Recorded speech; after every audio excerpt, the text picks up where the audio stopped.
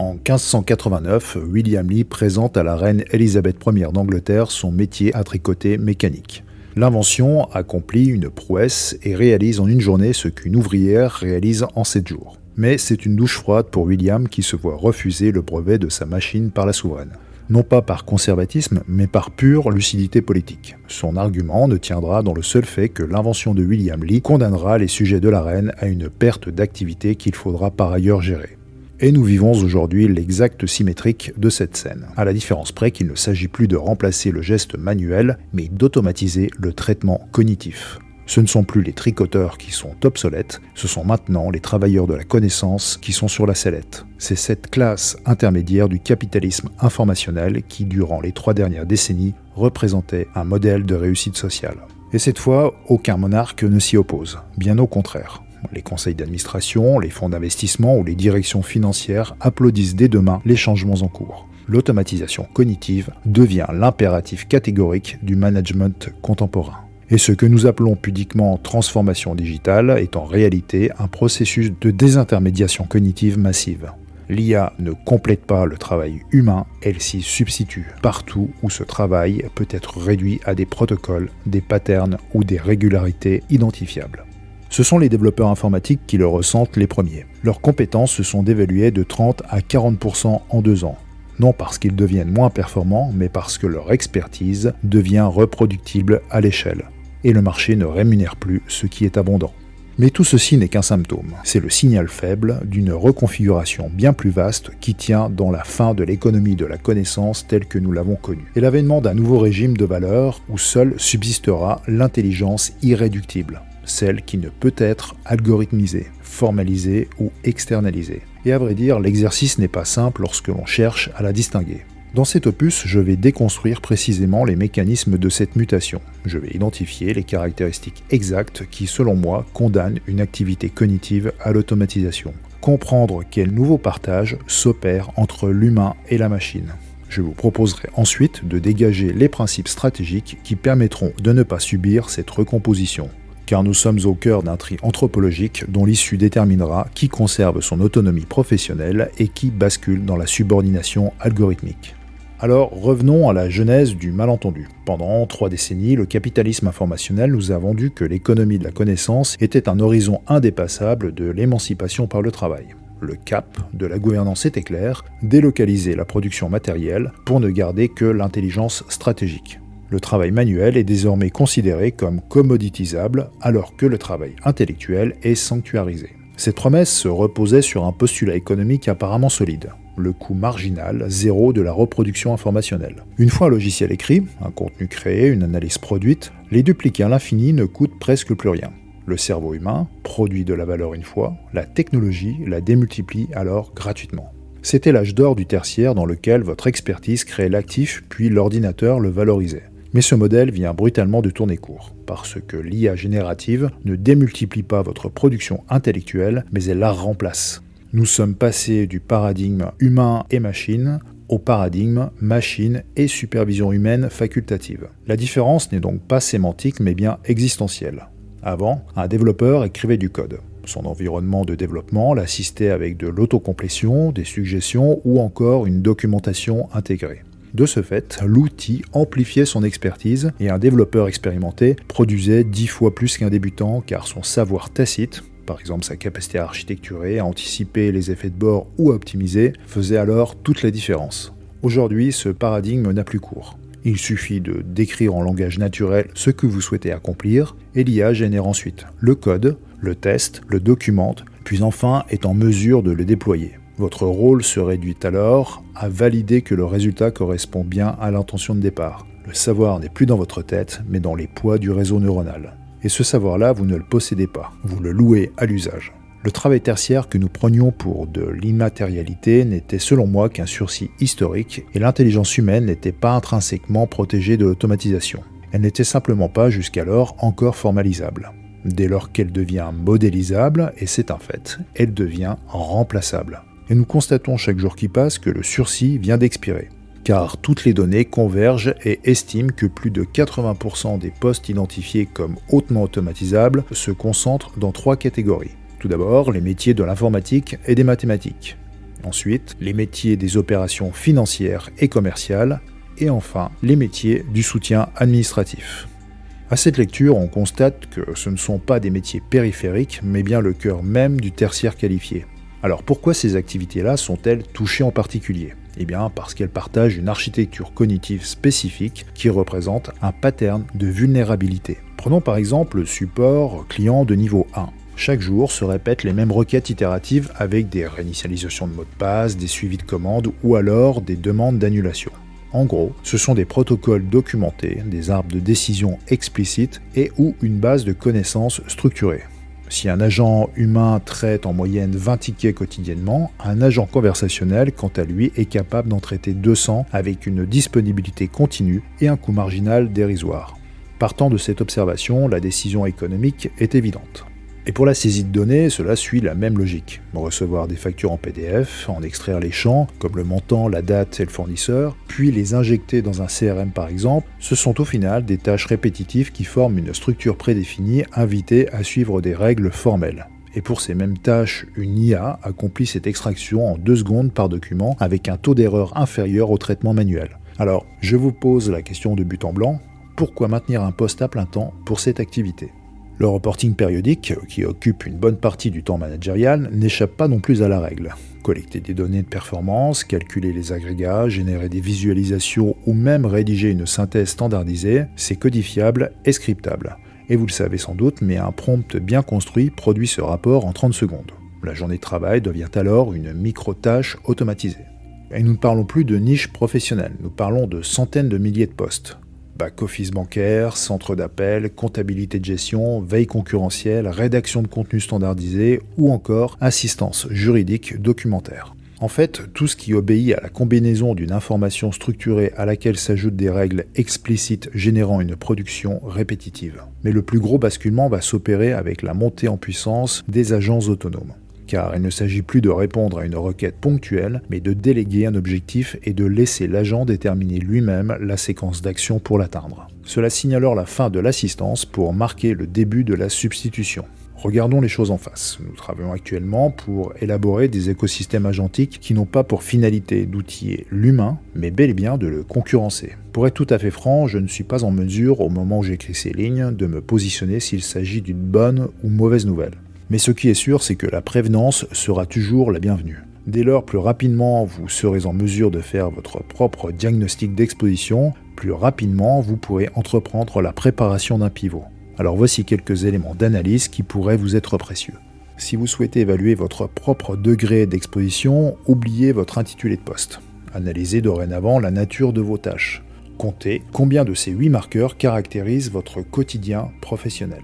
Le premier marqueur tient dans la prévisibilité structurelle. Alors, vos journées se ressemblent-elles ? Savez-vous à l'avance ce que vous accomplirez dans 80% de votre temps ?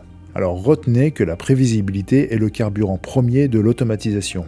Et l'IA n'a certainement pas besoin d'innovation pour traiter le prévisible. Elle a juste besoin de reconnaissance de patterns, et croyez-moi, dans ce domaine, elle vous surpasse.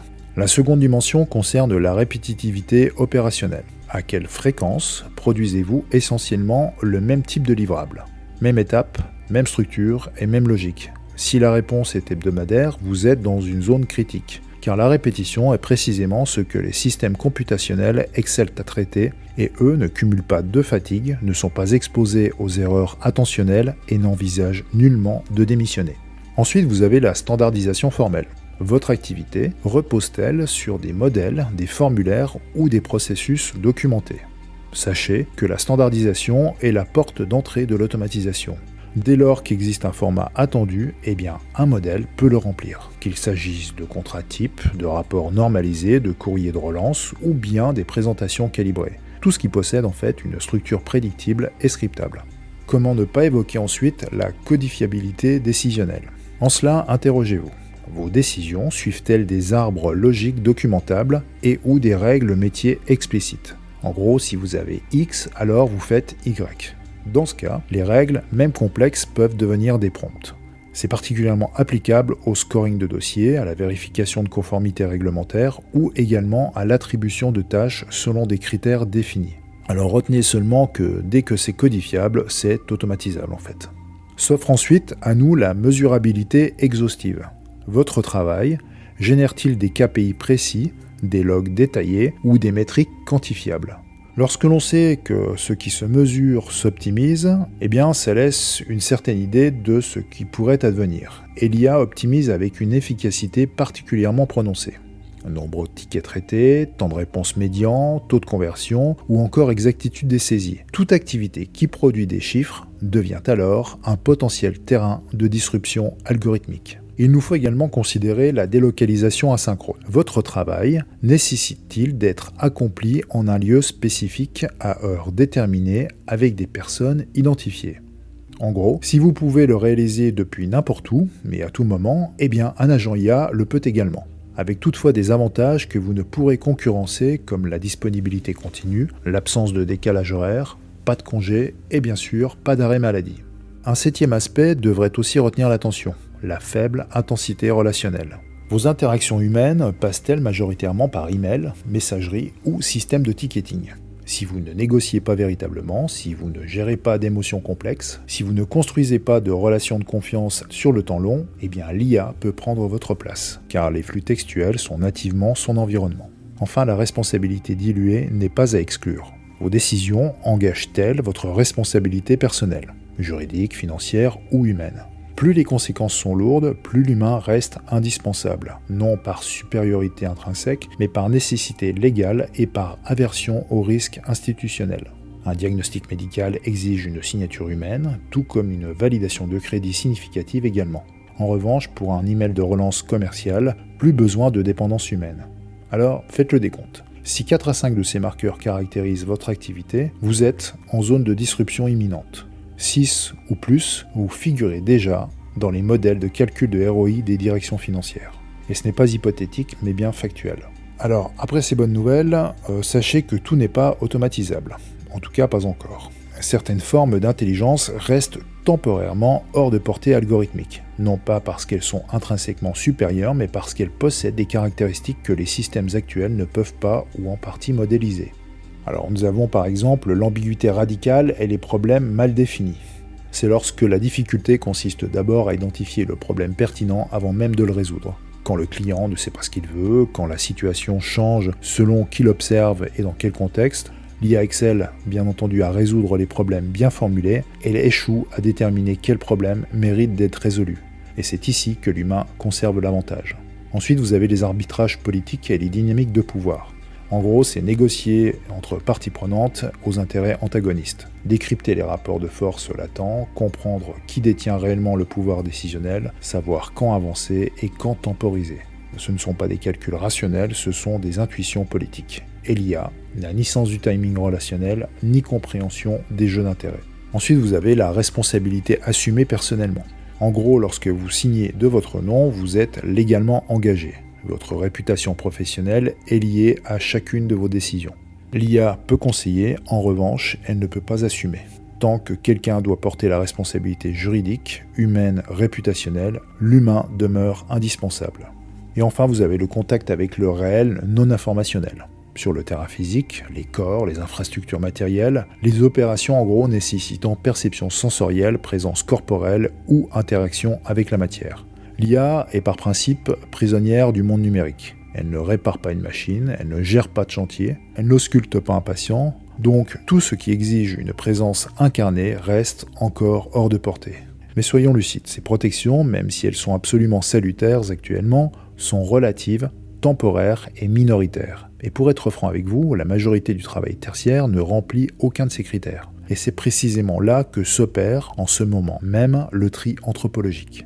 Et ce n'est pas une menace future, mais bien un processus engagé. Il existe un fait que nous refusons collectivement de nommer, et ce n'est pas une menace future, mais bien un processus engagé. Klarna, la fintech suédoise, a réduit son personnel de support client de 1800 à 400 personnes pour des agents conversationnels. 1400 postes en 18 mois, pas de licenciements spectaculaires, seulement des non-renouvellements de contrats et des départs non remplacés. Tout cela étant silencieux, légal et dramatiquement irréversible. IBM a gelé le recrutement de 7800 postes administratifs et RH, déclarant publiquement que l'IA accomplira ses fonctions. Duolingo a également remplacé ses traducteurs humains. Les rédacteurs de contenu, les assistants juridiques de niveau initial, les analystes de données juniors subissent également le même sort. Ce 20 janvier 2026, Capgemini, le géant français des services informatiques, a annoncé aux représentants du personnel la mise en œuvre d'un prétendu projet d'adaptation des compétences et des emplois. Ce dernier pourrait conduire jusqu'à 2400 suppressions de postes en France, soit près de 7% des effectifs. Le marché du travail se stratifie, et cette stratification suit également les marqueurs que nous venons d'identifier. Dans le premier tiers, nous retrouvons les métiers à haute ambiguïté, forte responsabilité et à intensité relationnelle élevée. Pour n'en citer que certains, vous retrouvez les consultants en stratégie, les négociateurs, les avocats d'affaires seniors ou encore les chirurgiens. Tous ces métiers résistent non parce qu'ils sont meilleurs, mais parce qu'ils cochent les fameux critères d'irréductibilité. Ensuite, le dernier tiers est composé des métiers à haute prévisibilité, à forte standardisation et à codifiabilité élevée. Par exemple, le support technique, la saisie de données, le reporting automatisable, mais également l'assistance administrative. Il y en a encore beaucoup d'autres, et tous ces métiers sont en train de s'effondrer. Quand les entreprises calculent le ROI, un agent IA coûte 50 à 100 fois moins qu'un salarié. Pour des tâches répétitives, fort est de constater que le calcul est immédiat. Enfin, nous avons le tiers médian qui regroupe les métiers qui cochent 3 ou 4 marqueurs d'exposition. Citons les développeurs juniors et intermédiaires, les analystes de données ou bien encore les comptables ou les chargés d'études. Ces métiers vivent actuellement la commoditisation en temps réel. La valeur de leur expertise s'effondre, non parce qu'ils deviennent moins compétents, mais parce que l'IA rend leurs compétences abondantes. Prenons les développeurs, ils sont en quelque sorte le canari dans la mine de charbon cognitive.